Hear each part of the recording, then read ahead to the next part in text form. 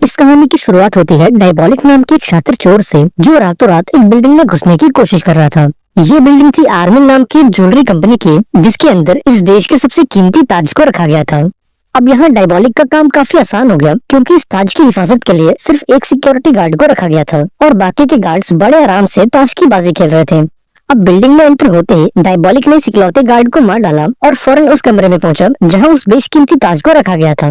लेकिन कमरे में एंटर होते ही वहां का सिक्योरिटी अलार्म बजने लगा, जिसके चलते बाकी के गार्ड्स भी अलर्ट हो गए।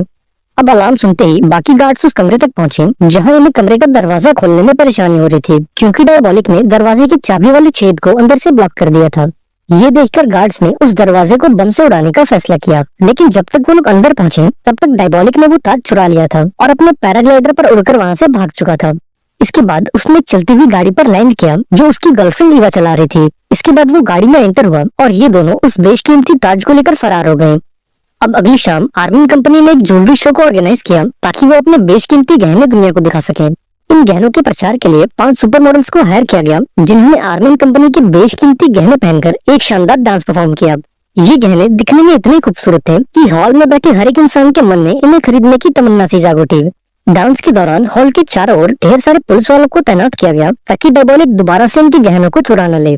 लेकिन अभी ये डांस खत्म होता उससे पहले पूरे हॉल की लाइट्स अचानक से गायब हो गयी। ये देखकर एक गार्ड ने उन सभी डांसर्स को एक सेफ कमरे में चलने को कहा, ताकि अंधेरे का फायदा उठाकर कोई इन गहनों को चुरा न सके। इसके बाद इन सभी को एक सेफ कमरे में लाया गया, जो कि असल में एक ट्रक का पिछला हिस्सा था। यहाँ इस ऑफिसर ने लड़कियों को ट्रक के अंदर डाला और इस ट्रक को चलाकर वहाँ से ले गया। अब यहाँ ये खुलासा होता है कि असल में ये ऑफिसर कोई और नहीं बल्कि वो शातिर चोर डायबॉलिक था, जो एक पुलिस वाले का मास्क लगाकर बिल्डिंग में घुस आया था। इसके बाद डायबॉलिक ने लड़कियों से वो बेशकीमती गहने उतरवा लिए और उन्हें एक सुनसान सड़क पर अकेला छोड़कर चला गया। इसके बाद ये चारों लड़कियां पास के एक रेस्टोरेंट में गईं, ताकि वहाँ इन्हें कोई मदद मिल सके। अब रेस्टोरेंट में घुसते ही एक लड़का इन लड़कियों के पास आकर इन्हें छेड़ने लगा, पर तभी अचानक से इस लड़की ने उसका हाथ मोड़कर उसे उसकी औकात दिखा दी। दरअसल ये लड़कियां कोई मामूली डांसर्स नहीं बल्कि अंडरकवर एजेंट्स थीं, जिन्हें डायबॉलिक को पकड़ने का काम सौंपा गया था। यहाँ लड़कियों की लीडर, जिसका नाम एजेंट बुरॉफ था, उसने रेस्टोरेंट के फोन से ऑफिसर जिंको को कॉल किया और उसे पूरी बात बताई। जिंको वही ऑफिसर था जिसने अपनी आधी जिंदगी डायबॉलिक को पकड़ने की कोशिश में बिता दी। यहाँ बुरॉफ ने बताया कि उनका प्लान काम कर चुका है और डायबॉलिक उनके जाल में फंस चुका है। दरअसल ये लोग जानते थे कि डायबॉलिक उन गहनों को चुराने जरूर आएगा, और इसलिए इन्होंने उन गहनों में जीपीएस ट्रैकर को फिट कर दिया था, ताकि वो डायबॉलिक की लोकेशन को ट्रेस करके उसके खुफिया अड्डे तक पहुंच सके और उसका सारा माल जब्त करके उसे गिरफ्तार कर सके। अब इस बात से अनजान ईवा और डायबॉलिक अपने खुफिया अड्डे पर पहुंचे, जो कि एक बड़े से पहाड़ के अंदर बना हुआ था। अंदर आकर इन्होंने अपने चोरी का सारा माल बाहर निकाला और अपनी इस जीत को सेलिब्रेट किया। अब इस चोरी के बाद इन दोनों के पास काफी पैसे हो गए थे, जिससे ये अपनी बाकी की जिंदगी बड़े ही आराम से गुजार सकते थे। यहाँ ईवा ने डायबॉलिक से कहा कि हमें कुछ दिनों के लिए कहीं बाहर घूमने जाना चाहिए, लेकिन डायबॉलिक ने इसके लिए मना कर दिया और ईवा को अपनी अगली चोरी का प्लान बताने लगा। इधर जिंको अपनी टीम के साथ डायबॉलिक की तलाश में निकला और जीपीएस लोकेशन को फॉलो करते हुए वो इस खुफिया अड्डे तक पहुंच गया। लेकिन सामने एक बड़ी सी चट्टान को देखकर ये सभी काफी कंफ्यूज हो गए, क्योंकि जीपीएस का सिग्नल तो चट्टान के अंदर से आ रहा था। यहाँ जिंको ने उस चट्टान को बड़े ही ध्यान से देखा और अपने साथियों से उस पर एक डायनामाइट लगाने को कहा। इसके बाद जब धमाका हुआ तो इन्हें एक पतली सी सुरंग दिखाई दी, जो सीधा डायबॉलिक के खुफिया अड्डे पर जाती थी। इधर डायबॉलिक और ईवा ने भी सीसीटीवी कैमरे में ये सारा नजारा देख लिया और अपना चोरी का सारा माल वहीं छोड़कर एक खुफिया रास्ते से भाग निकले। जब जेंको अपनी टीम को लेकर अंदर आया तो उसे डायबॉलिक और ईवा कहीं नहीं मिले, लेकिन तभी उन्हें वो खुफिया रास्ता दिखा और वो भी इन दोनों का पीछा करने लगे। अब भागते भागते ईवा का पैर कुछ पत्थरों के बीच फंस गया, जिसके बाद उसने डायबॉलिक से मदद मांगी, लेकिन जेंको को करीब आता देख डायबॉलिक ने ईवा को वहीं छोड़ दिया और फौरन वहां से भाग निकला। अब डायबॉलिक की इस धोखे से ईवा का दिल पूरी तरह से टूट गया और उसने अकेले ही अपने पैर को बाहर निकालने की कोशिश की, लेकिन जब तक उसने खुद को आजाद किया तब तक जेंको उसके काफी करीब पहुंच गया था। अब ईवा के पास कोई और चारा नहीं था, इसलिए वो एक चट्टान के ऊपर गई और नीचे बहती हुई नदी में छलांग लगा दी, और इस तरह से डायबॉलिक और ईवा एक बार फिर जेंको के हाथ से निकल गए। इसके बाद जेंको की टीम ने डायबॉलिक के खुफिया अड्डे की तलाशी ली, जहां उन्हें ढेर सारी बेशकीमती चीजें मिली, जैसे कि ढेर सारा सोना, करोड़ों की पेंटिंग्स, ज्वेलरीज और भी बहुत कुछ। तभी जेंको को शहर के बाहर बनी एक पुरानी बिल्डिंग का नक्शा मिला, जो शायद से डायबॉलिक और ईवा का दूसरा अड्डा था। इसके बाद जेंको फौरन उस नक्शे वाली जगह पर पहुंचा और अपनी टीम के साथ मिलकर इस पूरे बिल्डिंग की तलाशी ली। इस दौरान एक ऑफिसर ने गलती से एक खुफिया दरवाजा खोल दिया, जो सीधा बिल्डिंग के बेसमेंट में जाता था। अब बेसमेंट में आकर इन्होंने देखा कि ये वही जगह थी जहां डायबॉलिक अपने मिशंस के लिए अलग अलग किस्म के मास्क बनाता था। यहाँ जेंको ने अपनी टीम से किसी भी चीज को हाथ लगाने से मना कर दिया क्योंकि उसे पूरा यकीन था कि डायबॉलिक अपने अगले मिशन से पहले यहाँ जरूर आएगा। अब अगले सीन में हम एल्टिया नाम की एक लेडी को देखते हैं जो कि वेलेनबर्ग शहर की रानी थी और ऑफिसर जिंको की गर्लफ्रेंड भी। इसके बाद वो जिंको से मिलने पहुंची, जहां बातों बातों में ही उसने अपनी शादी की बात छेड़ दी। इस पर जिंको ने कहा कि जब तक वो डायबॉलिक को पकड़ नहीं लेता तब तक वो ये शादी नहीं कर सकता। अब एल्टिया भी इस बात को जानती थी कि डायबॉलिक को पकड़ना जिंको का सबसे बड़ा मिशन है, इसलिए उसने जिंको का साथ दिया और शादी के लिए थोड़ा वेट करने का फैसला किया। इसके बाद उसने जिंको को अपनी पार्टी में इनवाइट किया, जहां वो अपना बेशकीमती नेकलेस पहनने वाली थी और इसलिए वो चाहती थी कि जिंको भी इस पार्टी में मौजूद रहे ताकि वो उसकी और उसके नेकलेस की हिफाजत कर सके। अब उस रात डायबॉलिक अपने खुफिया अड्डे पर पहुंचा, जहां दीवार में एक माइक लगाकर उसने अंदर मौजूद पुलिस वालों की बातें सुनी। पुलिस वाले अपनी ड्यूटी को चेंज कर रहे थे और अब पहरा देने की बारी ऑफिसर रोलर की थी। थोड़ी देर बाद डायबॉलिक ने बेसमेंट का दरवाजा खोल दिया और ये देखते ही एजेंट रोलर ने उस पर गोलियों की बारिश कर दी।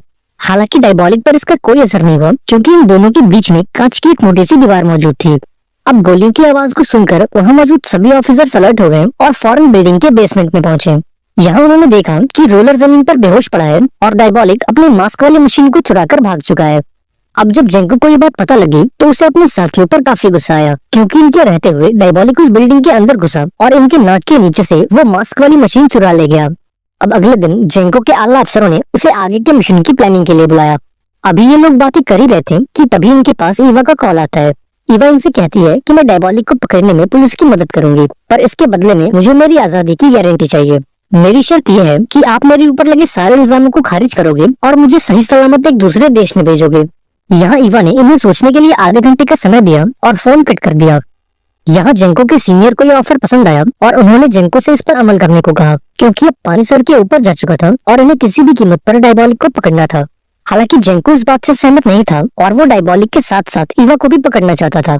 इसके बाद उसने अपने साथियों को एक प्लान बताया कि जब अगली बार ईवा मुझे कॉल करेगी तो मैं उसे अपनी बातों में उलझा कर रखूंगा और इस मौके का फायदा उठाकर तुम उसकी लोकेशन को ट्रेस कर लेना और हम उस तक पहुंचकर उसे गिरफ्तार कर लेंगे। अब आधे घंटे बाद जब ईवा ने जेंको को कॉल किया तो वो उसे अपनी बातों में उलझाने लगा और इस दौरान पुलिस की एक टीम ईवा की लोकेशन को ट्रेस करके उस तक पहुंच गई। उन्होंने देखा कि ईवा किसी खुफिया अड्डे से नहीं बल्कि सड़क किनारे बने एक फोन बूथ से कॉल कर रही थी। अब ईवा ने भी पुलिस को अपनी तरफ आते देख लिया और बड़ी सफाई से वहां मौजूद एक सुरंग से 9-11 हो गई और इस तरह से जेंको का प्लान एक बार फिर से फेल हो गया। इधर दूसरी तरफ एलेना नाम की एक लेडी ऑफिसर डायबॉलिक के अड्डे से मिले सामान की जांच कर रही थी और इस दौरान उसने ये नोटिस किया कि उन गहनों में से एक ब्रेसलेट कहीं गायब है। इसके बाद उसने जेंको को कॉल करके इसकी जानकारी दी और जेंको फौरन समझ गया कि वो ब्रेसलेट जरूर ईवा ने पहना होगा और इसका मतलब ये था कि वो अभी भी उसकी लोकेशन को ट्रेस कर सकते थे क्योंकि ये वही गहने थे जिसमें उन्होंने जीपीएस डिवाइस को फिट किया था। यहाँ जेंको का अंदाजा सही निकला और जीपीएस को यूज करके पुलिस को ईवा की लोकेशन मिल गई। इसके बाद एजेंट रोलर फटाफट से उस लोकेशन पर पहुंचा और ईवा के सर पर बंदूक तान दी। रोलर अपनी गलतियों को सुधारना चाहता था क्योंकि पिछली बार डायबॉलिक ने इसे बेहोश करके वो मास्क वाली मशीन चुरा ली थी, लेकिन अभी वो कुछ करता उससे पहले ईवा ने उस पर हमला करके उसकी बंदूक छीन ली और पुलिस की गाड़ी छुड़ाकर भाग गई। जब जेंको लोकेशन पर पहुंचा तो उसने रोलर को जमीन पर गिरा हुआ पाया और तो और इस मंदबुद्धि ने ईवा के हाथ से वो ब्रेसलेट भी निकाल लिया था। इसके बाद पुलिस डिपार्टमेंट ने रोलर को फील्ड मिशन पर जाने से मना कर दिया और अब उसे एजेंट एलेना के साथ मिलकर चोरी के माल की जांच करनी थी। इधर जेंको के आला अफसरों ने उसे ऑर्डर्स ना मानने के लिए काफी डांट लगाई और उसे आखिरी वार्निंग दी कि अगर उसने ऑर्डर्स का उल्लंघन किया तो उसे इस केस से हटा दिया जाएगा। अब जेंको के पास कोई और चारा नहीं था, इसलिए उसने ईवा के साथ मिलकर डायबॉलिक को पकड़ने का फैसला किया। इसके बाद उसने अखबार के जरिए ईवा के लिए एक सीक्रेट मैसेज भिजवाया जिसे पढ़कर ईवा ने उसे कॉल किया और इन दोनों ने शाम को मिलने का प्लान बनाया। उस शाम ईवा ने जेंको को बताया कि डायबॉलिक हर हाल में अपना चोरी का माल वापस पाना चाहता है, इसलिए हमें अंडरवर्ल्ड में ये बात फैलानी होगी कि पुलिस चोरी का सारा माल किसी सेफ जगह पर शिफ्ट करने वाली है। जब डायबॉलिक को इस बात की खबर लगेगी तो वो अपना चोरी का माल वापस लेने जरूर आएगा। प्लान के मुताबिक हम एक बुलेट प्रूफ ट्रक को सिक्योरिटी के साथ बाहर निकालेंगे ताकि डायबॉलिक को लगे कि लूट का सारा माल इसी ट्रक में मौजूद है, जबकि असली माल तो एक खटारस सी दिखने वाली वैन में होगा ताकि किसी को भी उस पर शक न हो। ईवा बताती है कि जब डायबॉलिक उस ट्रक का पीछा करेगा तो हम उसे एक सुरंग के रास्ते से होकर गुजारेंगे और जब डायबॉलिक उस सुरंग में आएगा तो हम उसे चारों तरफ से घेर लेंगे। अब जेंको को ये प्लान काफी पसंद आया और उसने अगले दिन से ही इस प्लान पर काम करना शुरू कर दिया। उसने एक अंडरकवर एजेंट की मदद से पूरे अंडरवर्ल्ड में ये बात फैला दी कि पुलिस चोरी का सारा माल किसी सेफ जगह पर शिफ्ट करने वाली है। इसके बाद वो अपनी गर्लफ्रेंड एल्टिया से मिलने गया और उसे बताया कि वो उसकी पार्टी में शामिल नहीं हो पाएगा क्योंकि उस दिन उसे डायबॉलिक को पकड़ने जाना है। और रही बात उस नेकलेस की, तो वो उसकी सिक्योरिटी के लिए अपने सबसे काबिल अफसर को भेजेगा। फाइनली वो दिन आ ही गया जब जेंको इस प्लान को अंजाम देने वाला था। इधर दूसरी तरफ एल्टिया ने पार्टी के लिए शहर की सबसे काबिल मेकअप आर्टिस्ट को बुलाया और पार्टी में जाने के लिए तैयार होने लगी। इधर मिशन के लिए कमांडोज की एक टुकड़ी बनाई गई और उन्हें डायबॉलिक को पकड़ने का पूरा प्लान समझाया गया।